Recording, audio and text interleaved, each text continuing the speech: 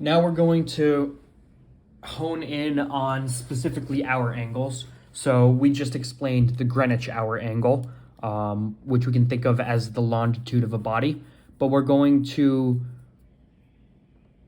format that in a different type of diagram that allows you to visualize the relationships between the different hour angles more concretely. Because while the longitude of a body is useful, as we learned from sailings, the more useful information is the difference of longitude between one point and another. That's what you can really use to understand your situation better. And that's ultimately what you're interested in here. So for these diagrams, you can see, or I don't know how clear it is for you, but you can see there's a little S here. That means the South Pole. So imagine we're looking at the Earth from space, we're looking down at the South Pole. The North Pole is invisible. What that means is that this direction is west and this direction is east. It allows us to think of maps the way we normally do. We're just looking down from below here. We've got a different perspective where we're looking straight into the axis of the Earth's rotation. Now, we measure our angles off of the prime meridian, but we're ultimately interested in our own location more than we are the prime meridian. So at the top here of the diagram, I'm going to draw a little person again. So we can say this is our location. I'm going to do it for both. I'm drawing two. Probably going to have to draw two more in a second just so we can go through different situations. Now, here's us. Here's our position. This isn't very helpful because we don't know where we are now. We have nothing to define ourselves off of. So then next, we do need to know where the prime meridian is. And the way we do that is we mark another little line, and I usually label it G for Greenwich. Here, we're going to do it on this side. G. So here we are. Here's the prime meridian. Now we can actually kind of visualize the Earth better, because whereas before we just had a circle, we knew this is the South Pole, and we knew that we're somewhere up here. Now we can see, okay, here's the prime meridian. So Africa's over here. Here's Europe. Here's South America, North America. We're somewhere over here. We can kind of think of where we are better. Now the prime meridian's over here, so all of that's offset that way. So, the Americas are over here, Africa's here, we're somewhere in Asia back over here. We can also say that right there is our longitude, and this right here is our longitude. Remember, longitude can go either direction. You just go in the direction that you're closer. And actually, to make that easier, we're going to do a little g this way and a little g this way as the anti-meridian, just so we can see this is all the Western Hemisphere and this is all the Eastern Hemisphere. Then this is all the Western Hemisphere and this is all the Eastern Hemisphere. Just like the nadir, the anti-meridian isn't really important for anything other than to kind of help us visualize things. So here's the zenith, nadir, Greenwich, anti-meridian, Greenwich, anti-meridian. Now, everything we're talking about is just longitude right now, but we're going to now throw in a celestial body. So if we say we're dealing with the sun, by the way, I was about to draw a circle with a lot of little lines poking out of it to be the sun, but I think we should start getting used to the normal symbol we use. So in CELNAV, the sun is represented as a circle with a dot in the center. Here we'll do it over here.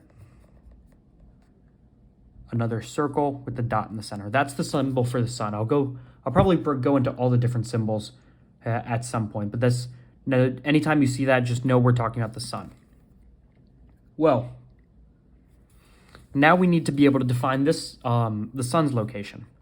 So Remember, this is longitude. Now we're working with GHA, Greenwich hour angle. The distance in arc that the celestial body is away from Greenwich. So I'm going to write longitude, and then here is GHA. But GHA is only ever measured going west, meaning we have to have it go this way. Doesn't matter if the sun is on the eastern side of the prime meridian and the anti-meridian, we still have to measure this. So this is longitude, and this is GHA. I just went over that in the last video, so that's not a huge surprise. How is this helpful to us? Well, now what we can do is we can find the only distance we actually care about, which is this. Just like when I was going over the horizon diagrams, and I was saying what we really care about is our zenith distance, as that's going to be playing into our distance away from the body.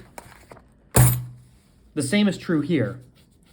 We want to find our distance of longitude away from the body. We just don't call it the distance of longitude or the difference of longitude because we're not working off of longitude, we're working off of hour angles. So in that case, what we call it is not difference of longitude, it is local hour angle. And it's the westerly distance from yourself to the body. You could also think of it as just what would the GHA be if you were the prime meridian? If Greenwich didn't mean anything and you were where the body was defined off of, what would the GHA be then? That is your LHA. So you can see it's measured from us to the sun,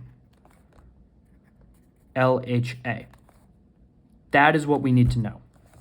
And then for this one, here's how far apart we are, but we're still only ever going to the west. We always have to go in this direction.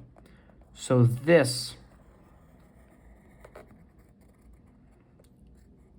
is our LHA.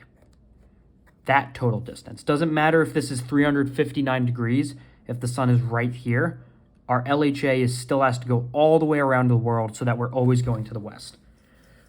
What you can see now is it's relatively easy to calculate LHA because in this case, this is an instance where we are in the Western Hemisphere and the sun is in the Western Hemisphere further west than we are. And in that case, its GHA is the full distance from Greenwich to it, and our longitude is the full distance from Greenwich to us. So LHA here is equal to GHA minus longitude, because you can see this is the biggest value, and then this is just one fraction of it, and this is the other fraction of it. In this case, because we are in the east, and the sun is in the east, though less east than us,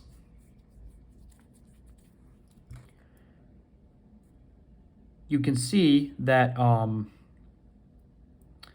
longitude goes this way, and GHA goes this way, but the LHA is just the two of them combined.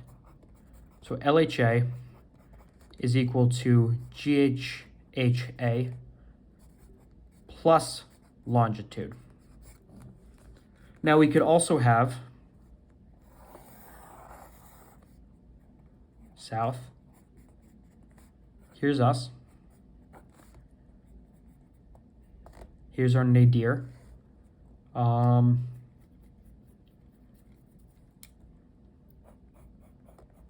Here's Greenwich. Here's the anti-meridian. We could have the sun here. So this is our longitude. This is our GHA. But this is our LHA. So I'll label that longitude, GHA, LHA. So in that case,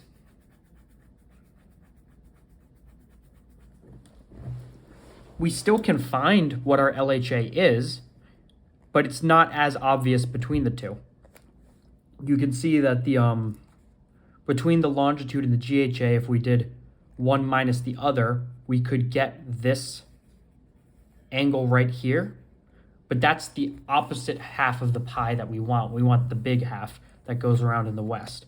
So to calculate LHA here, we would do 360 minus longitude minus GHA. Because you can see 360 is the full circle. If we take just the longitude minus the GHA, we get this value here.